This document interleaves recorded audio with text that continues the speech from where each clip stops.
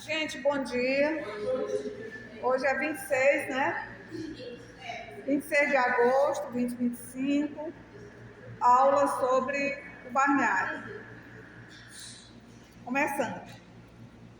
Investi o conteúdo da aula de hoje. Essa aqui seria da quinta e a de hoje vai ser quinta-feira, porque eu vou dar uma aula menor. 9h20, já tenho que sair, porque é a hora que eu entro na banca, ali com o Fábio e o Edvar. E, portanto, em vez de eu começar apresentando o conjunto da obra do Varnhagen, explorando melhor a história geral do Brasil, eu vou dar início com o capítulo Os Indígenas, que é o capítulo que eu escolhi para vocês explorarem melhor a obra desse historiador e, no possível, mostrar a relação entre aquilo que o Varnhagen produziu sobre os indígenas em 1854 e a maneira como, nos outros autores, essa questão indígena estava sendo colocada. Mas a ênfase mesmo é no texto do Varnhagen, que no caso do material de vocês, nós tiramos dessa seleta. Não foi direto do livro, mas é a mesma coisa. É porque aqui ficou melhor para reproduzir, para xerocar, do que um livrão, assim, um volume muito grande, muito espesso.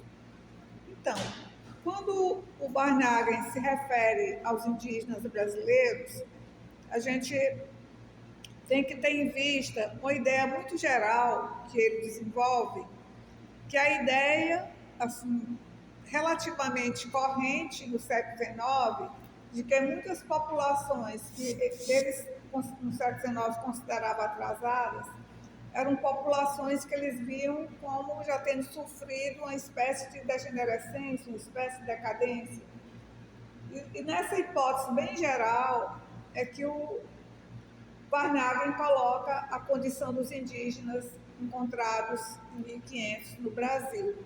Assim, a ideia dele é que o povoamento do continente, o povoamento desse território, que eu vou nomear de brasileiro, foi um povoamento que ocorreu há milhares e milhares de anos, mas que nesses milhares de anos no passado, essa ocupação tinha ocorrido por brancos, que ele considera brancos de origem do que seria aquela região da Europa mais ligada à Ásia, da Ásia Menor, certo? E ele associa, inclusive, ao que seria a decadência de Troia, ou seja, a queda de Troia teria permitido que muitos brancos fugissem daquela região e nessa fuga eles terminaram por chegar a esse território. Então, do ponto de vista do Varnhagen, a ocupação inicial foi feita por brancos, ou seja, os indígenas foram originalmente brancos europeus, que sofreram uma espécie de degenerescência ao longo dos milhares de anos. Eles foram evoluindo o que era a cultura do mundo antigo, foram evoluindo e criando outras formas de cultura nesse território.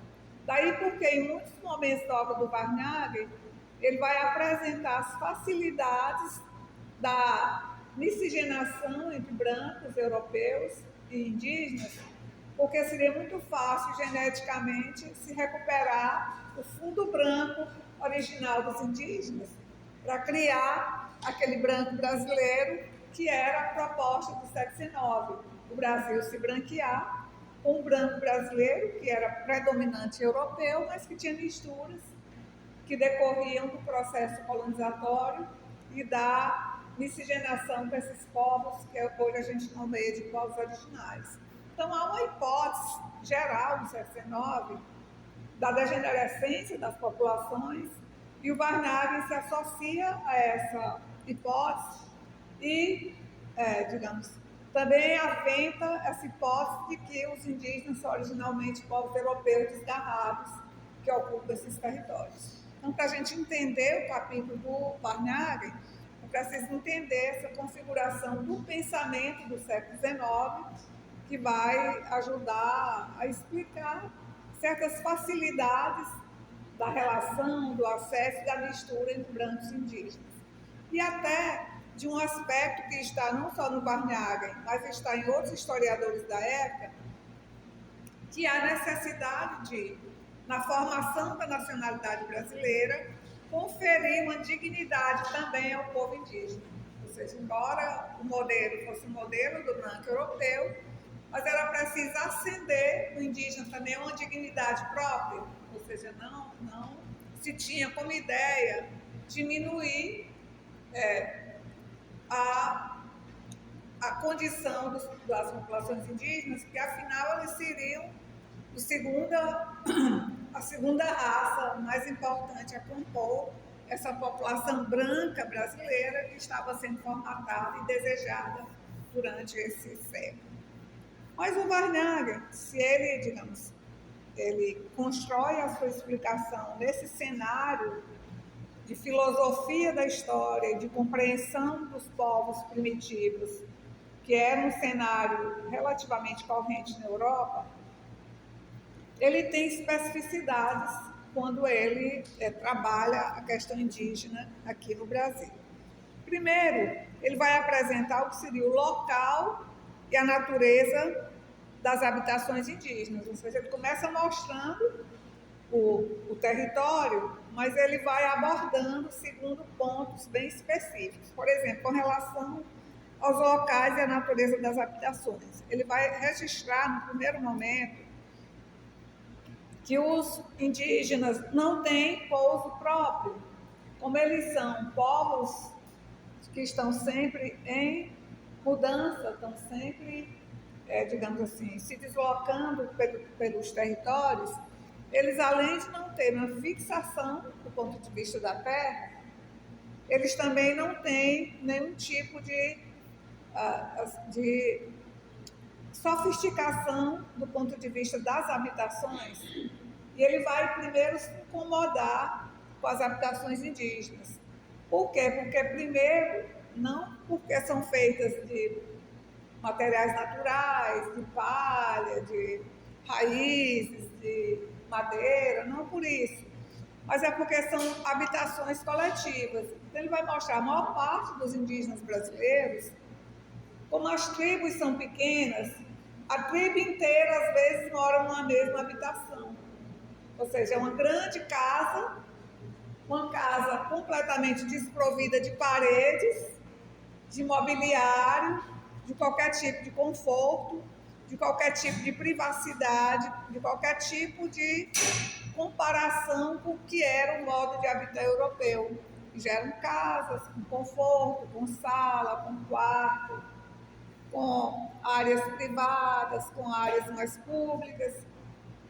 Casas que, do ponto de vista da formação burguesa e da vida europeia, do Barnhagen, eram casas que tinham comodidades, que tinham conforto e, principalmente, que valorizavam um aspecto do mundo burguês, que é a privacidade.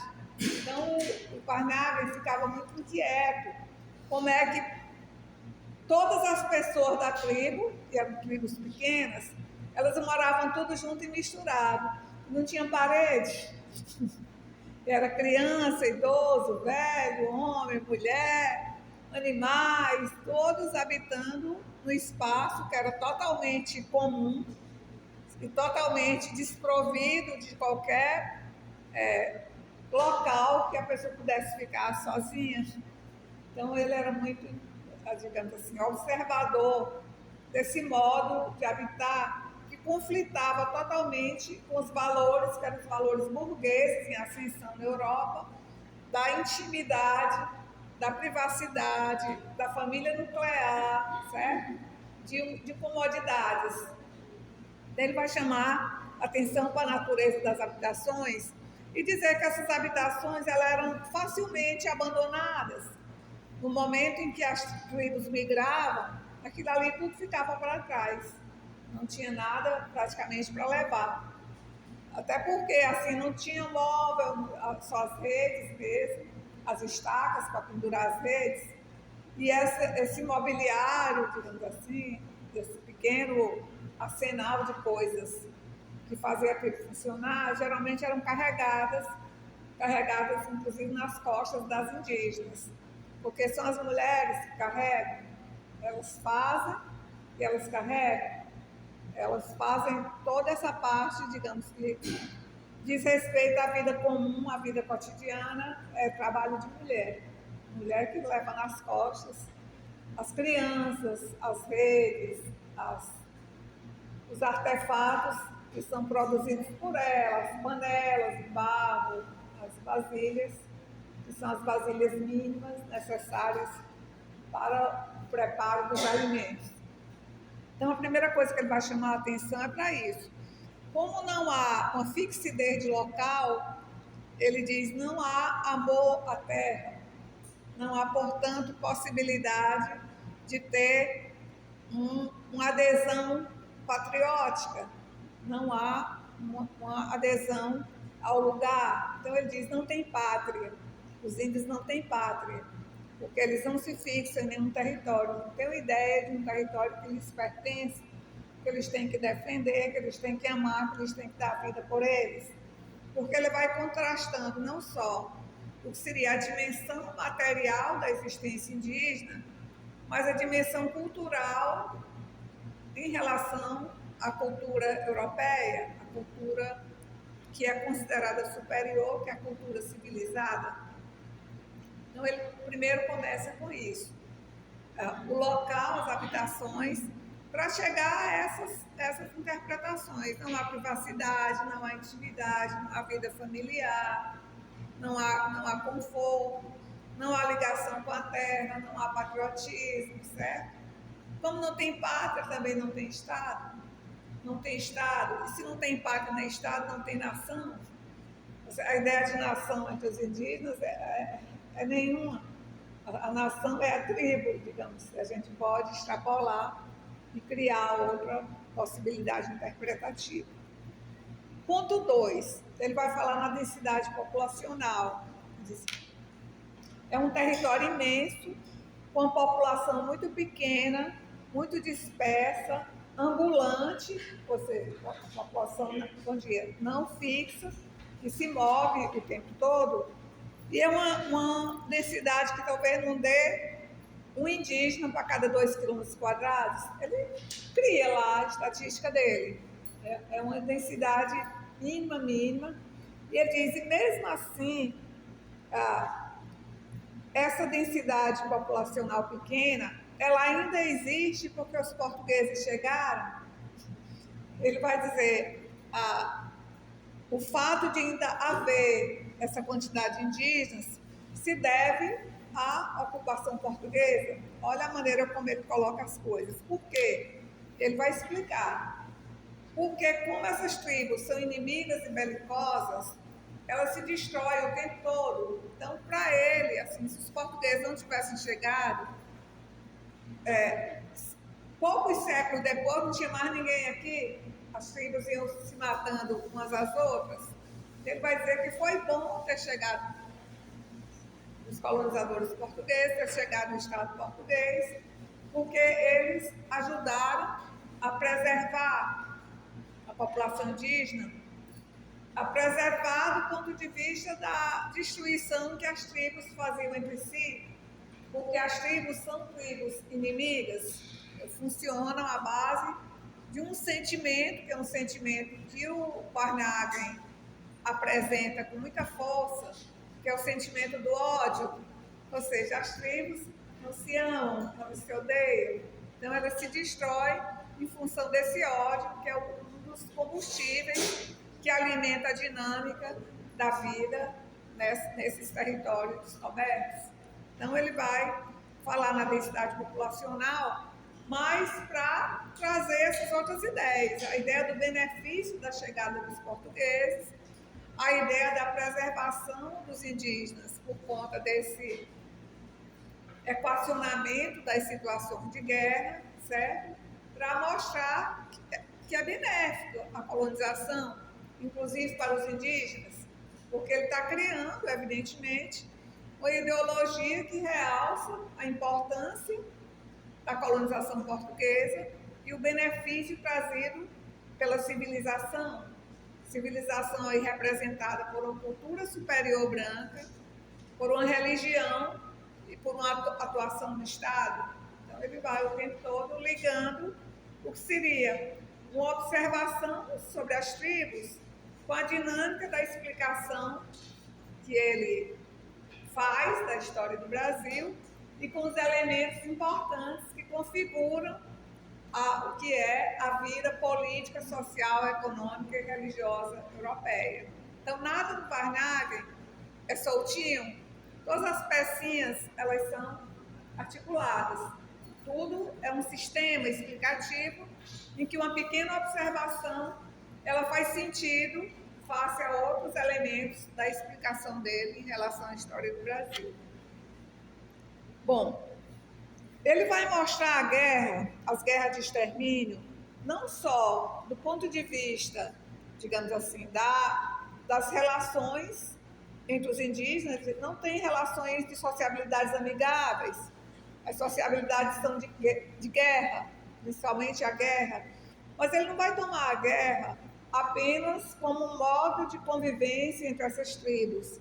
Ele vai tomar a guerra como um elemento que apresenta não só a coesão dentro das tribos, mas também uma condição de humanidade aos indígenas que era negada por muitas teorias que vinham de séculos anteriores. Quer dizer, o que se dizia, até no senso comum e nas teorias do passado, negros não eram pessoas, indígenas não eram pessoas, ou seja, o tempo todo essas raças, elas eram colocadas no nível de animalidade. Indígena não tem alma, negro não tem alma. E ele vai dizer, não, isso é um equívoco. Todos somos humanos, humanos que são distintos, culturas adiantadas e culturas atrasadas, mas todos são humanos. Ele vai dizer qual é uma prova, por exemplo, da humanidade, de ter sentimentos, o ódio. Embora o amor seja o sentimento desejado, o louvado, o sentimento que tem que ser cultivado, que é parte da civilidade, o ódio é um aspecto da humanidade. Então, ele vai dizer, os índios são muito humanos, são muito odientos. Ou seja, ele vai mostrar que as guerras de extermínio, elas são guerras que revelam também essa dimensão da humanidade entre os indígenas. Mas eles não guerreiam só, não gostei da tua cara, teu cabelo é muito liso, muito comprido. Não é. Eles guerreiam por razões muito objetivas. Qual a primeira motivação da guerra? Ele diz a fome. Uma tribo está passando fome, ela invade o território de outra que está instalada em locais em que há um favorecimento à coleta de produtos comestíveis. Ou seja, eles guerreiam em função de territórios mais férteis, mais adequados para a sobrevivência. Então, a primeira motivação é a fome. Uma outra motivação são as mulheres.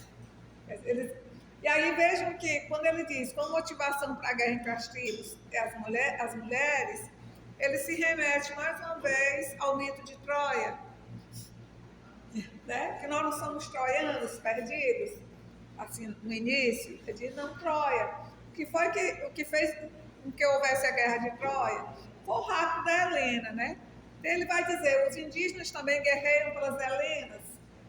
Um indígena, digamos, importante de uma tribo, ele se agrada de uma mulher de outra tribo, então eles podem guerrear para trazer mulheres, porque as mulheres, além, digamos assim, do gosto de querer ter mais mulheres, as mulheres são essenciais no funcionamento das tribos, porque a mulher cabe basicamente à sobrevivência da tribo.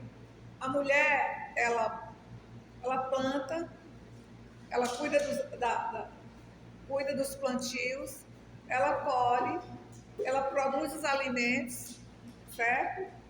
Ela faz as bebidas, ela faz os remédios, ela faz os venenos, ela cuida das crianças, ela cuida dos pequenos animais, ela fia o algodão, ela faz as redes, ela faz as roupas.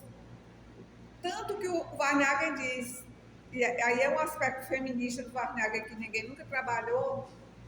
Ele já é um feminista no século XIX, a gente lendo o livro dele percebe isso. Ele diz que as mulheres, elas não valem praticamente nada numa tribo. Elas, relativamente ao homem, elas são basicamente escravas dos homens. Ele vai tomar a dor das mulheres e dizer que os homens exploram indígenas, exploram descaradamente as mulheres indígenas, porque praticamente elas são obrigadas a tudo. Porque o homem tem funções muito específicas. Ele faz, por exemplo, o estocamento das matas, a queima, a caça, a pesca e a guerra. Mas o resto do tempo eles estão palitando os dentes, embora não tenha palito. E acho que índio nem cárie tem, nem nada, nem buraco nos dentes. Mas eles estão lá palitando os dentes e balançando na rede. Então, o Varnhagen vai tomar as dores da condição feminina indígena, mostrando o quanto de trabalho elas realizam no interior das tribos, comparativamente aos trabalhos masculinos. O homem ele é responsável pela guerra, pela segurança, por várias coisas, pela caça, pela pesca, mas a maior parte do trabalho mesmo, que não para, é o trabalho feminino. Ele vai dizer, eles guerreiam pela fome, eles guerreiam pelas mulheres, mas eles guerreiam também por mão de obra, ou seja, se uma tribo escraviza, vence outra tribo escraviza, eles têm os escravos, porque cada indígena que é tomado de uma tribo, ele é escravizado. E a condição do escravo indígena, ela é muito bem delineada nas tribos bis. Por exemplo, um indígena aprisionado, ele pode ser o mais importante lá na tribo, ele pode ser o principal, mas quando ele chega no local do vencedor, ele é apenas um escravo. Mesmo que ele tenha um filho com a filha do principal, o filho vai ser escravo, porque a condição, digamos, de liberdade, ela é passada de homem para homem. Então, qualquer que seja a mulher, pode ser a mulher mais nobre do mundo dentro da tribo, quem vai definir a condição, vou inventar a palavra que não tem isso, jurídica, do nascido, é o pai.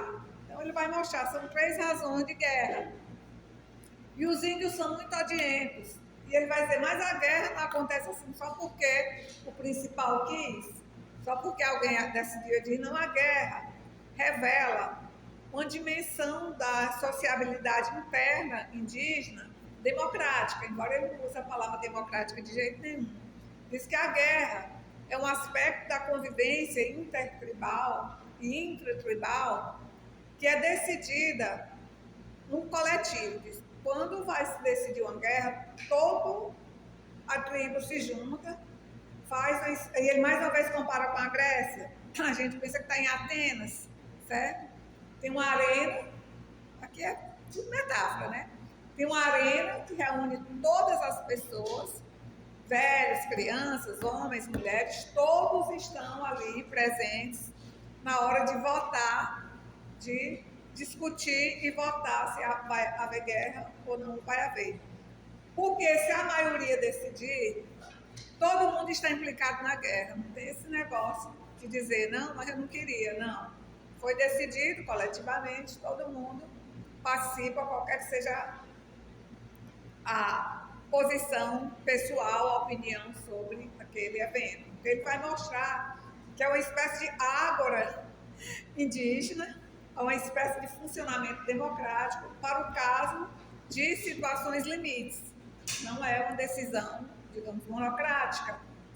São decisões democráticas, essas que conduzem a esses eventos muito significativos da vida de uma tribo, que tem 2 possibilidades: ser vencido ou ser vencedor, ou seja, não tem alternativa, porque a guerra só acaba quando uma tribo escraviza a outra ou destrói a outra. Ele vai mostrar que a guerra, ao mesmo tempo em que ela apresenta essa dimensão da humanidade, embora para ele seja a pior dimensão, que é a dimensão do ódio, mas é o significado de que as tribos, elas não são animais, elas são humanos e humanos que tomam decisões. E decisões que, dependendo da importância da decisão, são decisões... Eu que estou criando a palavra, viu, gente? Não tem aqui, não. Decisões democráticas. Porque ele vai o tempo todo comparando o funcionamento, a cultura indígena com a cultura portuguesa, com a cultura europeia. Muito embora a cultura seja eu que estou dizendo, porque do ponto de vista da maneira como a Europa vê a funcionalidade das tribos, é a barbárie indígena. Ou seja, aqui é como ver a barbárie indígena comparativamente à cultura europeia. Ou seja, são explicações polares. No arco estão as tribos mais, digamos assim, de cultura rasa, incipiente, que é chamada de barbárie, e do outro lado do arco, a cultura superior, que é a cultura europeia. Porque, na verdade, assim, se a gente for pegar os aspectos gerais dessa comparação, é mais ou menos assim: o bárbaro, ele não tem lei, nem rei e nem religião, certo? Esse aspecto não é inventado pelo Varnhagen. Desde o Gabriel Soares de Souza, desde os primeiros ocupantes do território, olhando as culturas indígenas, é dito isso. Eles são bárbaros, não tem lei, nem religião, nem rei, nem lei. Ou seja, não tem a dimensão religiosa, no caso apostólica romana, a Igreja Apostólica Romana, não tem um rei, ou seja, não tem um Estado, não tem a lei, ou seja, não tem um aparato jurídico, que são as dimensões construídas no âmbito da civilidade europeia como modelo a ser imposto às populações originais. Então, gente, o texto Varnhagen parece assim uma bobagem, você lendo. É um texto hiper profundo, se você for fazer as associações com o que é a cultura europeia, que é o espelho, que é o modelo, que é a régua, que é a regra que está sendo aplicada para ler as culturas indígenas, certo? Então, bem quando eu vou dizer a barbárie indígena, para poder expor os limites do arco, não? Aí entendam que eu não estou dando as minhas opiniões, eu estou falando aquilo que é a essência do texto do Varnhagen, tá bom? Então, guerras, né? Portanto, o Varnhagen logo percebe que como funciona dessa forma, de uma forma nômade e de uma forma sem regramentos, certo? E sem uma adesão territorial, sem uma adesão emocional, não há patriotismo. Então, a primeira ausência que ele vai notar: não são patriotas, não tem patriotismo porque não tem pátria. Se não tem pátria, não tem como ter patriotismo. Portanto, como não tem pátria, as sociabilidades são restritas. Sociabilidades são internas, as relações sociais, mas as relações sociais afáveis com outras tribos são restritas. O que é mais significativo, o que é mais visível, são as sociabilidades guerreiras, são as motivações odientas por conta da concorrência por territórios bem, digamos assim, férteis, concorrências por mulheres, certo? Concorrências por mão de obra, por trabalho, por trabalhadores e trabalhadoras, porque as mulheres, elas têm uma função muito grande nas tribos, que não é só essa função da vida cotidiana, mas a função trabalho. Quanto mais mulher trabalhando numa casa, melhor, né? Para os indígenas, muito bom. E também as mulheres são reprodutoras. Quanto mais mulheres e mulheres em idade fértil, mais índiozinhos, mais crianças. Lembrando que não há casamento, do ponto de vista do perfil ocidental, casamento religioso, e nem há monogamia. Todo mundo é de todo mundo. Então não há. A mulher não tem marido, o marido não tem mulher. É tudo junto e misturado. Então, embora haja, do ponto de vista de alguns elementos da funcionalidade tribal, uma espécie de patriarcado, porque o homem é superior, mas não há uma monogamia, não há. Embora haja regras. Muita gente estudando os indígenas do passado diz que não há regra. Há regras sim. Há regras muito sérias para evitar o incesto, para evitar as relações muito próximas do ponto de vista do sangue. Os índios conhecem genética, certo? E operam um campo que é um campo, digamos assim, de conhecimento e tem regras. É porque eu não sei mostrar essas regras, mas no livro de antropologia está muito bem definido quem pode fazer filho com quem pode tomar um banhozinho no rio ali, quem pode ficar um pezinho de pau, se é que vai. Quem pode, quem não pode. Não é assim totalmente um paraíso, digamos assim, desregrado, não. Mas tem as regras próprias das tribos para evitar os incestos, para evitar os, digamos assim, essa degeneração que deriva dessa consanguinidade excessiva. Mas só que eu não sei, mas eu até tenho um texto sobre isso, mas eu não sei explicar como isso acontece. Ele diz, no território brasileiro, a gente pode perceber que há uma unidade de raça, ou seja, para o Varnaga são os tupis. Aí lembra que as grandes divisões dos tupis são tupiniquins e tupinambás, uns habitando a costa, outros habitando o interior, mas ele não se chamava assim e nem ele se viu num coletivo. Fomos nós que nomeamos. Aqui tem tupis e fomos nós que nomeamos de acordo com a região ocupada. Aqui tem tupinambás e aqui tem tupiniquins. Essa região, digamos, ela dos tupinambás foi inventada pelos tupiniquins e tal. Ou seja, essas nomeações elas vão dando de acordo com o acesso dos portugueses ao território e às tribos, e a observação feita por eles das similaridades físicas e culturais, ou seja, bárbaras, se é que existe a palavra barbarais, civilizacionais e barbarais, ou seja, são nomeações que elas vão sendo dadas de acordo com o acesso que os portugueses vão tendo a essas culturas. Eles, há uma unidade de raça e há, de uma certa maneira, uma unidade de língua que facilita a conquista. Embora cada vez mais haja, digamos assim, estudos que apresentam não a variedade, mas a distinção das línguas, e muito mais a ideia de que uma certa unidade de língua ela não era original. Por exemplo, a língua geral ela teria sido criada pelos jesuítas, não é uma língua original. Os jesuítas, digamos, criaram uma língua que se tornou a língua geral, que era uma espécie de inglês da época.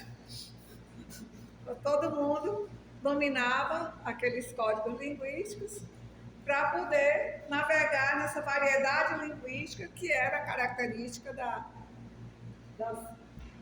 das tribos. Tem tribos, acho que no Brasil deve ter umas 300 a 400 línguas indígenas ainda. Eu não sei não, mas isso é fácil de saber. Praticamente cada tribo tem sua língua. Mas foi criada uma língua geral, que se tornou relativamente difundida, que vou fazer uma metáfora aqui, é como se fosse todo mundo precisa falar inglês. Porque lembrem que nos primeiros séculos, não são os portugueses que aprendem, não são os indígenas que aprendem português. Em São Paulo mesmo, até o século XIX, boa parte da população não falava português. Falava a língua de suas tribos, certo? E outras regiões, estou dando São Paulo, porque é um exemplo limite, mas outras regiões, as línguas não é a língua portuguesa, eram as línguas indígenas originais. Mas o que é que vai acontecendo ao longo do tempo? Os portugueses vão tendo que dominar línguas indígenas para poder estabelecer os convívios, estabelecer os contatos. Não são os indígenas que aprendem português. Há um grande esforço da colonização portuguesa no sentido de trazer os curumins para a escola. que era a maneira deles serem escolarizados na língua mãe. Porque qual é o grande esforço português durante todos esses séculos da colonização? É transformar todo mundo em português. Não importa se você é branco, se é negro, se é mulato, não importa. O importa é que você tem que falar português, você tem que se vestir como português, você tem que ter religião, você tem que ter lei, você tem que ter cultura portuguesa. E isso a gente vai ver melhor no Capuchinho de Abreu, e conseguiram, né? Um território imenso desse, uma religião católica apostólica romana, qualquer que seja a forma como ela é praticada, nós majoritariamente ainda somos católicos. A língua, qualquer que seja as variedades que existem, a língua mãe é a língua portuguesa, e a cultura é a cultura europeia, certo? E nas diversas dimensões, em relação ao Estado, ao setor jurídico, etc. Então, aos regramentos. Lembrem que as próprias vilas, quando elas eram instituídas, qual era a primeira coisa? Era uma igreja, né? Uma capela, nem que ela fosse 4 por 5 metros, não importa, e de piaçaba, não importa. Mas era ali, uma cruz, tinha uma cruz. Nem que fosse 2 pedaços de pau assim atravessados, mas tinha uma cruz. Um pelourinho. Cemitério, digamos, é casado com a igreja, religião, né? É dentro, dependendo da condição de origem do morto, ou fora, de acordo também com essa mesma condição. Mas aí representa a igreja, esses espaços. Outro espaço é o do pelourinho, que significa a justiça, a sua aplicação. E o outro é a Câmara. Não importa se não tem Câmara do ponto de vista físico, se não tem uma casa, mas tem que ter os vereadores, né? Tem que ter os camaristas, tem que ter aquelas pessoas que representam o Estado do ponto de vista político e administrativo. Ou seja, o Estado, por precário que seja a instalação, tem ali a religião, tem a jurisdição, tem a dimensão legal e tem a dimensão administrativa. Não tem vila nenhuma que seja instalada que não tem esses elementos ali. Isso era apontado sempre muito perto, para estabelecer essa relação. Na mesma praça. Sim. Que praça é uma forçação de barra, né? No mesmo lago, no mesmo lugar que foi destocado.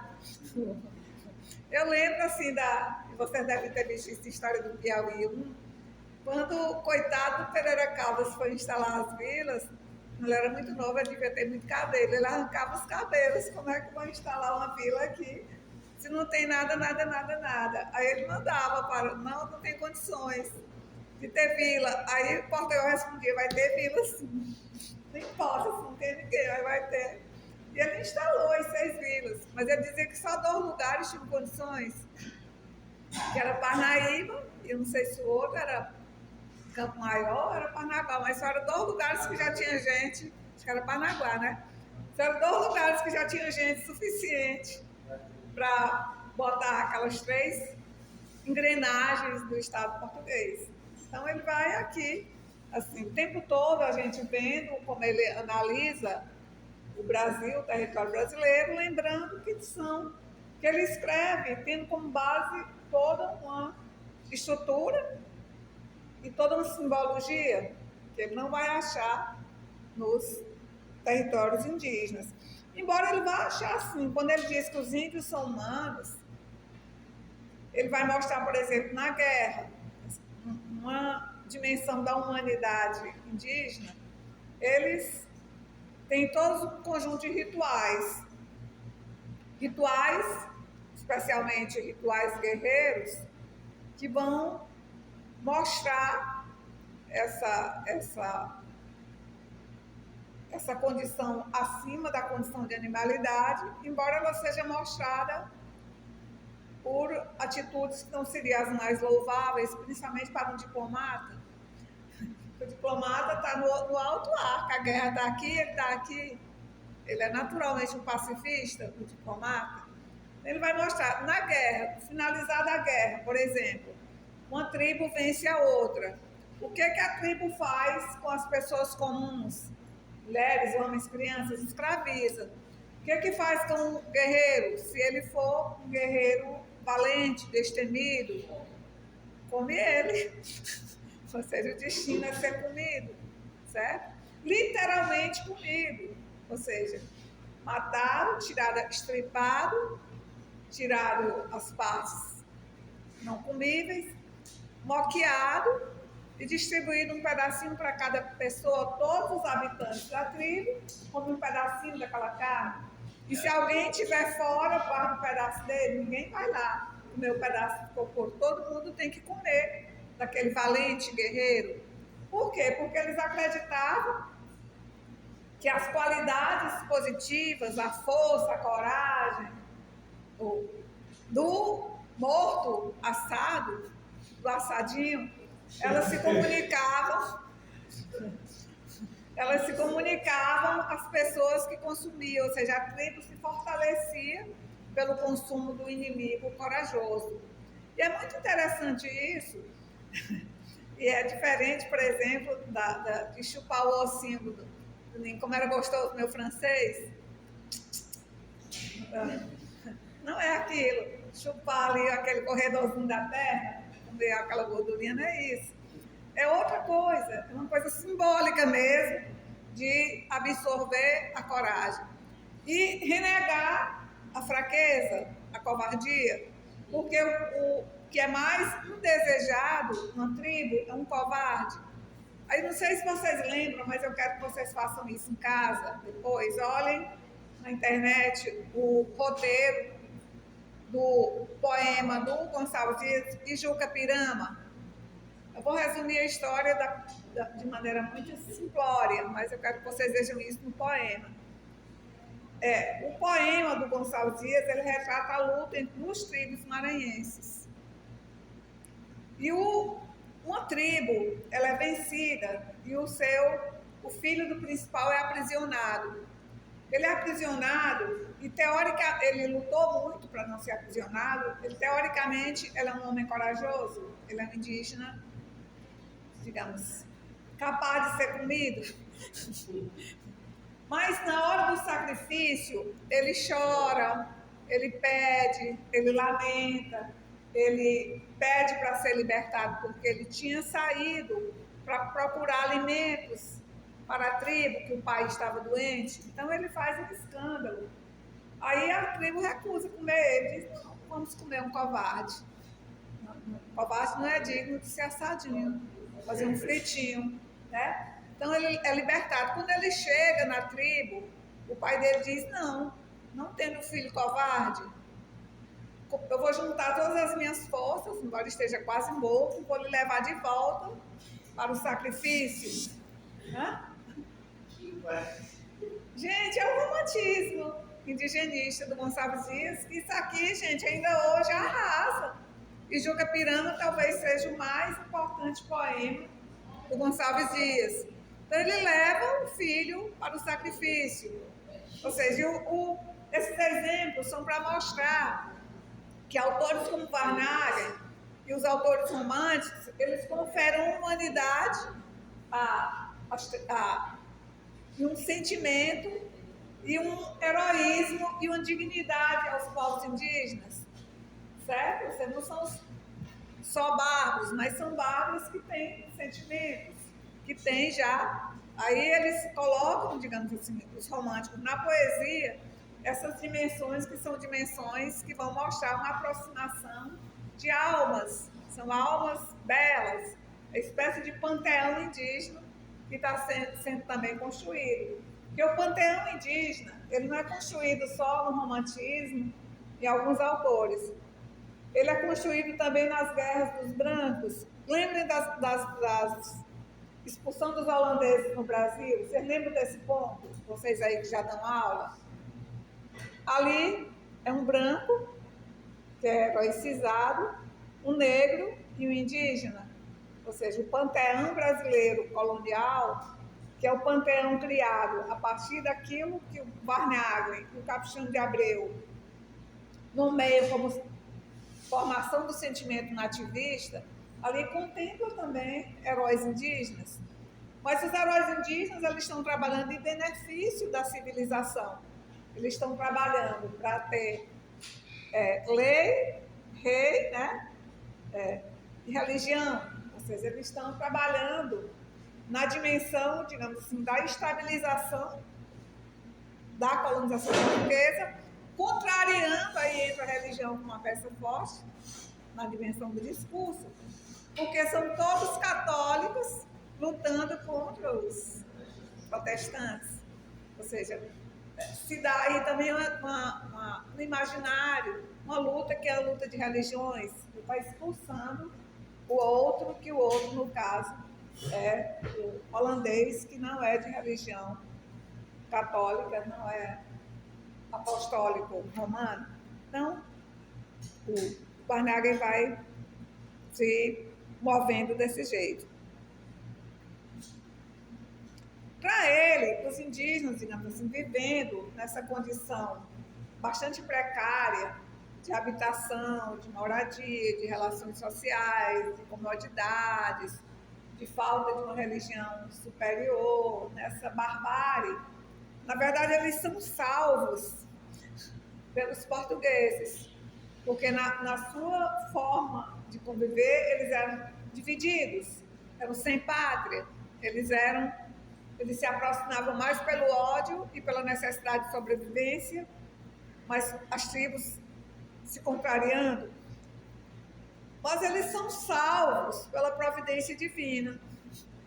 Ou seja, em algum momento, o Barnhagen não é um historiador totalmente laico. Ele é um historiador que adere ainda a uma perspectiva religiosa, certo, da evolução humana, em que ele vai mostrar que a providência divina atua beneficamente sobre esses indígenas através do cristianismo colonizador. Ou seja, o cristianismo colonizador toma a forma maior de uma providência divina que vai beneficiar esses bárbaros desunidos, odientos, que estão se matando, e que se Portugal não tivesse chegado aqui com a religião, eles se matariam em poucos séculos, ficaria o território todo desabitado, como eu falei no início da nossa aula. Portanto, o estado aqui encontrado é um estado de barbárie, sempre em oposição à civilidade, à civilização, esse processo que está, digamos, representado maximamente pela cultura europeia. Então, o estado de barbárie, o estado de atraso. Portanto, os indígenas eram sem história. Porque lembre o que é a história? A história é um processo. É um processo dirigido para um fim. Quando a história era basicamente moldada pela religião, o projeto era o projeto divino. Quando é que a história finalizaria? O dia do juízo final, né? A história teleológica. O juízo final daria a separação entre os pecadores e os justos. E até o século XVI e XVII, as explicações históricas elas eram baseadas, sobretudo, nessa dimensão providencial, nessa perspectiva da teleologia religiosa. Ele vai dizer, os índios não têm história, eles não estão imersos num processo. Só que a partir do século XVII, sobretudo no XVIII, recua a providência e entra o humano, ou seja, já é a agência humana, o protagonismo humano que vai conduzir a história. A história agora é a história da civilização humana, é o homem que é o protagonista, é o homem que vai carregar a história humana. Ele vai mostrar que com a vinda dos europeus para cá, houve outro benefício. Os índios entraram na história, certo? Os indígenas entraram na história, ou seja, entraram no processo civilizador, no processo de mudança, que é o processo que agora não vai chegar ao juízo final, necessariamente, não vai chegar a essa separação entre os justos e os pecadores, mas vai chegar aquela condição de civilidade, aquela condição de harmonia, aquela condição, digamos, de progresso, aquela condição de vida confortável, que é a vida civilizada, comparativamente à vida bárbara, à vida dos indígenas, como ela foi encontrada aqui. Então, aqui ele também vai mostrar que os índios vão ser inseridos. Foi muito bom para eles. Eles agora vão ser inseridos no processo civilizador e eles ainda têm um benefício adicional, eles iam todos para o inferno. E agora vão para o céu, o que é a política jesuítica e a política religiosa em relação aos índios. É uma tentativa fracassada de fazer com que os índios deixem de aderir às suas crenças e adiram à crença religiosa ocidental católica de que vão para o céu, para o inferno. Porque para as tribos indígenas, boa parte delas, o céu é uma coisa muito simples. O céu é um negócio azul que está lá, ou cinzento, ou qualquer que seja a cor, vermelho, que ameaça cair sobre eles. Vocês conhecem aquela expressão, o céu desabou. É uma expressão indígena, não é portuguesa. O céu desabou. Por quê? Em muitas culturas indígenas, as crenças que eles tinham em relação ao céu, não é o céu católico de jeito nenhum, o céu mesmo físico, essa ideia que a gente tem, era que em certos momentos todo mundo tinha que ficar assim. Aqui, ó. Nessa posição, porque o céu ia cair. Dependendo do que eles fizessem de errado, o céu podia cair na cabeça deles. Então, são coisas completamente distintas do que é essa sofisticação do pensamento católico, né? Então, são coisas bem materiais, bem objetivas, bem da vida empírica, da vida cotidiana, que marcam o imaginário indígena. Já tem outro paralelo, né, professora? Já tem até um paralelo de novo, entre os indígenas e consciência de Troia, já que é em tese pertinho. Sim. Porque os direitos da natureza também aí, já que há possibilidade. Eu nem sabia, pois isso aí para mim é novidade. Veja se você acha isso aí escrito para eu poder agregar aqui nas minhas próximas cursos, porque eu não tenho esse elemento. Mas o Varnhagen é muito interessante, ele está o tempo todo escrevendo a história do Brasil, como ele é um homem de uma cultura imensa, um homem viajado, um homem que tem acesso a várias línguas, a vários padrões civilizacionais. Ele o tempo todo ele nos faz pensar no mundo antigo, pensar no mundo moderno que ele habita, no mundo do século XIX, e pensar nesses contrastes, especialmente da vida indígena. Porque o Varnhagen é um grande estudioso da cultura indígena, embora ele tenha sido acusado de colocar os índios no plano secundário, ele foi muito diminuído, tanto no século XIX como depois, assim, como historiador, mas ele é muito sagaz. E assim, o que eu acho, burros somos nós, que a gente não consegue entender a complexidade dos textos, mas não os autores que se dedicavam e que tinham um arsenal de informação que a gente não tem mais. Assim, simples não é o texto, simples é o nosso pensamento. Simplório, sem capacidade de ver as nuances dos textos. Ou então, ele vai mostrar esse ganho dos indígenas, que é um ganho de ir para o céu agora, e todo o processo, digamos, colonizador, ele se baseia numa captura dos indígenas, não só pelo trabalho, mas uma captura da imaginação, ou seja, é o tempo todo uma sedução, que é uma sedução, que, do meu ponto de vista, é fracassada. Não sei se o Gabriel concorda, mas eu acho que a igreja não conseguiu muita coisa com os indígenas, não. É verdade, especialmente. Eu acho que quem conseguiu mesmo foram os leigos destruir as culturas indígenas e muitas coisas. Sim.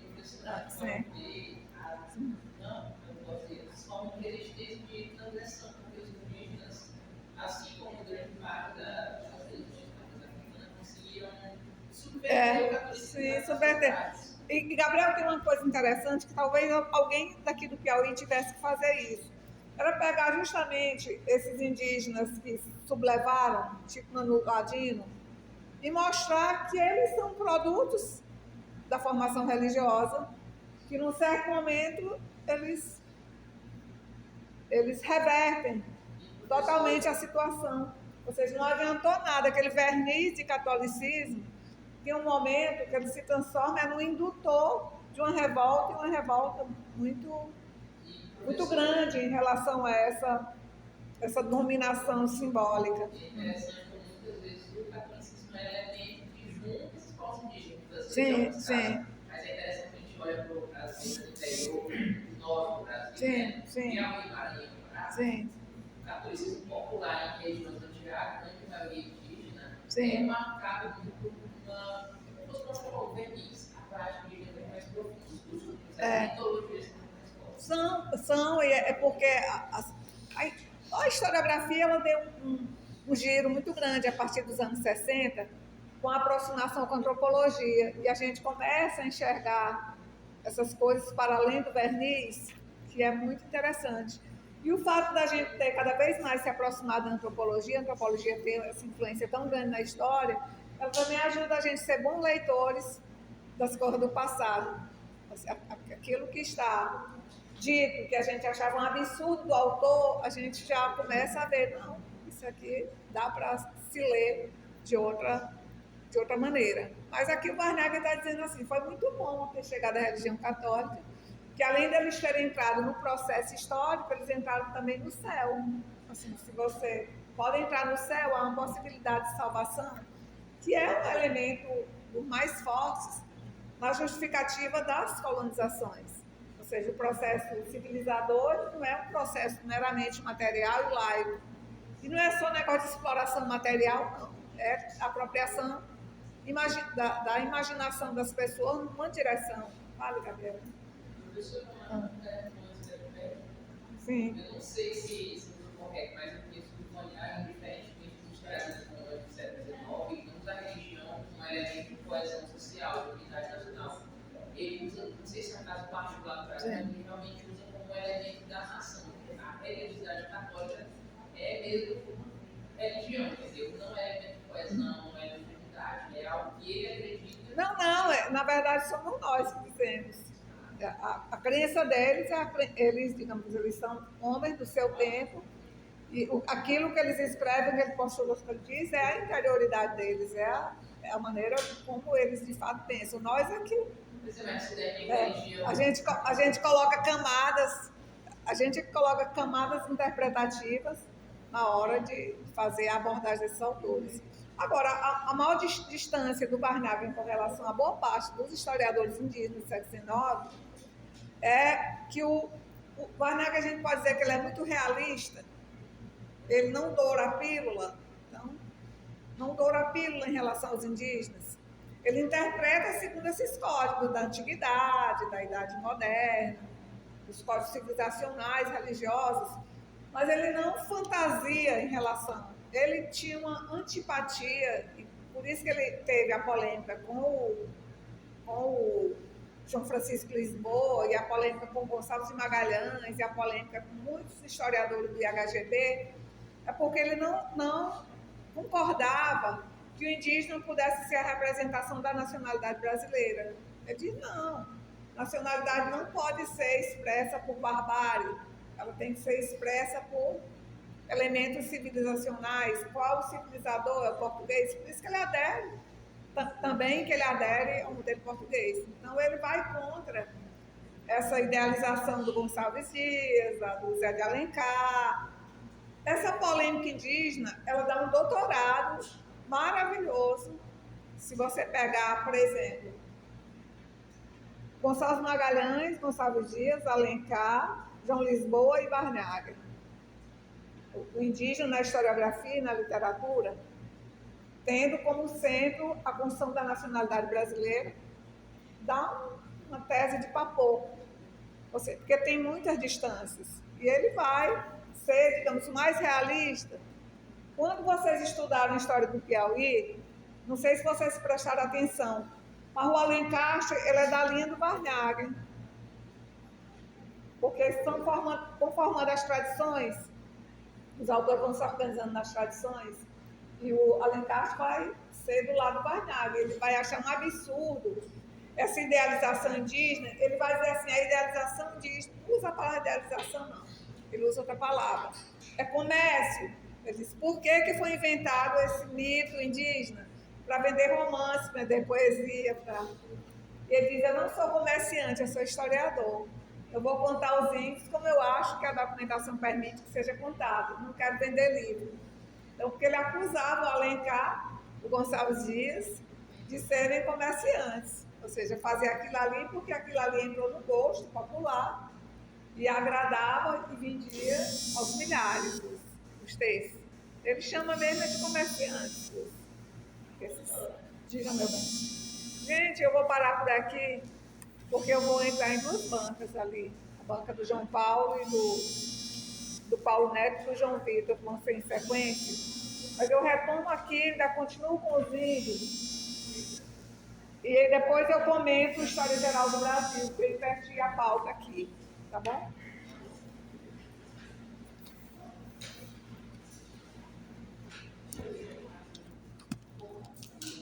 Não acumulem, na hora